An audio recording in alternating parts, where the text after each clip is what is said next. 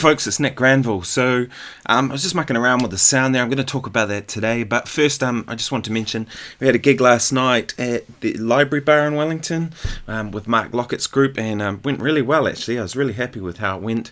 I made a video yesterday about how I kind of cram learn a tune. So we ended up playing Monk's Dream.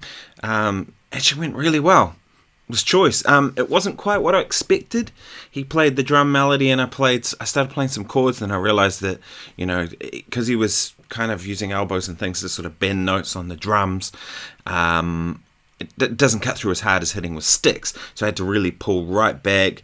I dropped my voicings down lower. It worked really well. The bass player tended to just play the root notes of each chord and not really like a groove thing, just like a lay it down, which was really nice. Of course, then we took solos and the drummer said no melody during the solos, but I was referencing the melody rather than actually playing the melody, which was cool. And then we got to the outro and he kind of went into a sort of pseudo reggae thing, so it actually worked really well. I was super stoked with it. But today I thought I'd talk about the sound here that I find these Fractal units, or any modelers really, the S-Gear plugin I've used a little bit, they kind of warrant experimentation, right? So I had this gig on New Year's Eve, I've talked about it before, and the arranger Daniel Hales, he put in one of the charts, he wrote death metal heavy vibe, because we were playing Star Wars and various things like that. So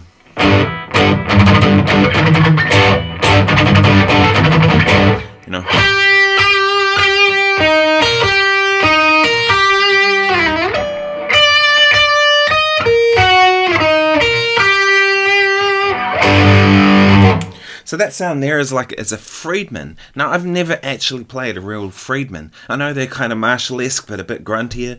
So I was kind of mucking around with the Fractal and I thought, I wonder what it would sound like if I played a Friedman. So I set up an input and output, put the Friedman in there.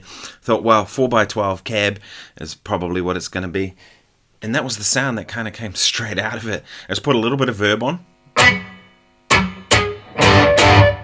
So it almost sounds dry, but it's not. There's like a little bit of something in there just for a very short reverb, just for a bit of ambience.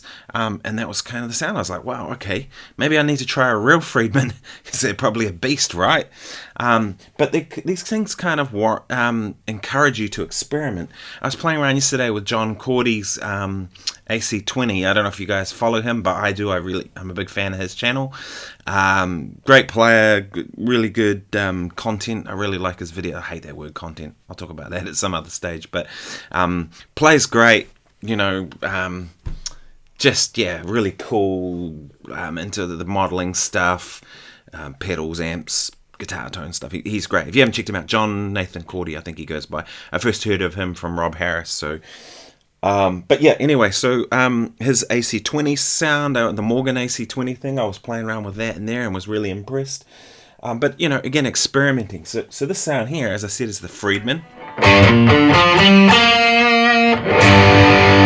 Pretty gained up, right? That's just straight out of it. And then of course I did the same thing, but I added a delay. And that's a kind of an emulation of the Andy Timmons Halo thing. If you guys don't know Andy Timmons, you should. He's a bad dude. But there's this sound that Andy has with his echoes where it's like multiple echoes. Most of the time you don't really hear it.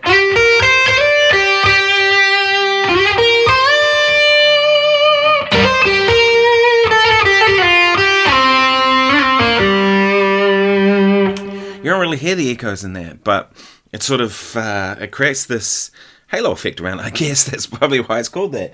But yeah, that's that with that sound. And then the same thing, but with an 808 up front.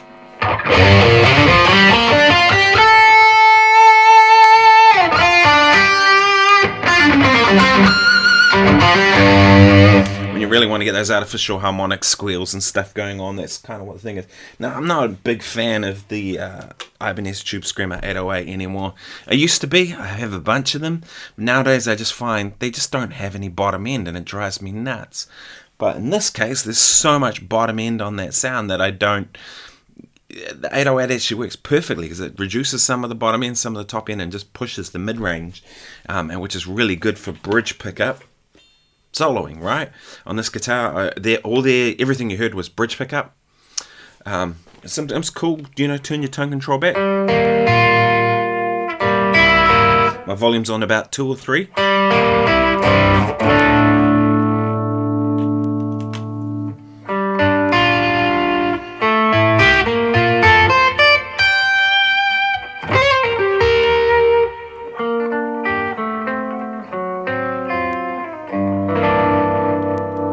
So you can hear that's sort of a cleanish sound. It's never really going to get clean with that sort of tone, but it encourages experimentation, because now you've got really a limitless amount of sounds and things.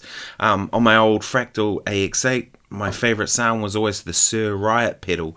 I'd never actually tried a real Sir Riot pedal, but I really liked the modelling version, so I was like, damn, if one ever pops up, I'm going to pick it up and just get the pedal and add it to my collection. One day I'll talk you through all those pedals that are in the rack up there, and I've got a couple of pedal boards.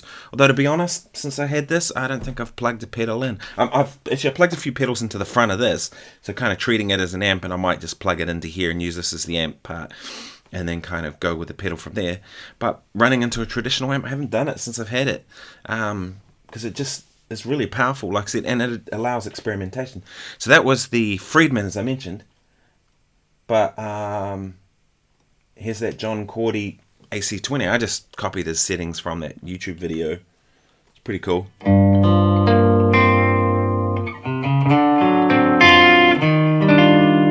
that's bridge pickup. I'm not a big fan of bridge pickup clean a lot of the time, but that sounds real sweet. If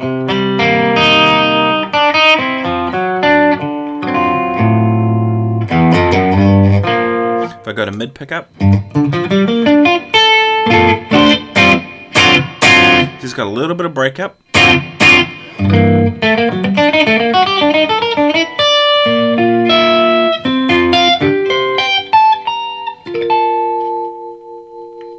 Need to clean out that pot.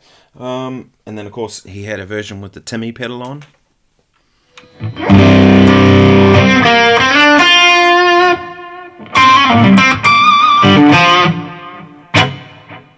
Just a little bit of delay as well.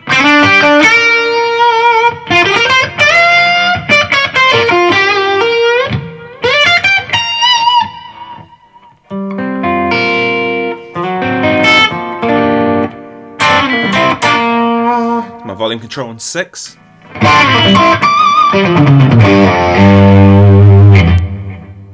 And then he didn't do this, but I kind of thought with that sound, it's got that sparkle kind of thing.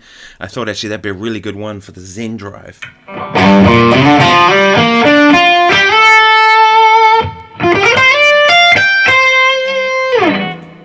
I kind of want to hear that with a bit of delay. So let's put the delay on.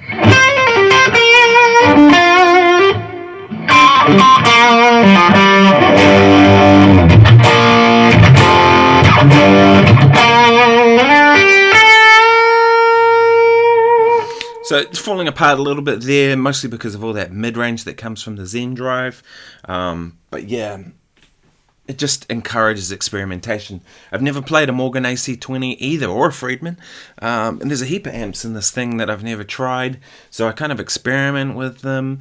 The main amp I use is the Vibrolux, which is an amp I have played a lot. I do like the Fender amps, so I use a Vibrolux, I think, with a 212. Standard reverb. I use the BB preamp in here a lot because that's one I have in real life. So kind of, yeah, go with that. Anyway, I hope you found this useful. Remember to subscribe if you haven't already. I really appreciate everybody watching this and the feedback people are giving. I'm enjoying doing these every day, actually. It's sort of giving me some purpose with my YouTube channel. I sort of, for a while, have been a bit kind of sporadic with it. I mean, I get busy with gigs and things and recording work and what have you, that it's nice to actually go, okay, well, now I'm going to just do this every day, and I'm going to chip away at doing this. They're like this format of videos, which people seem to be liking, so that's all good. Yeah, so thanks so much for watching, and please do subscribe. It really helps, and I'll talk to you all soon. Cheers.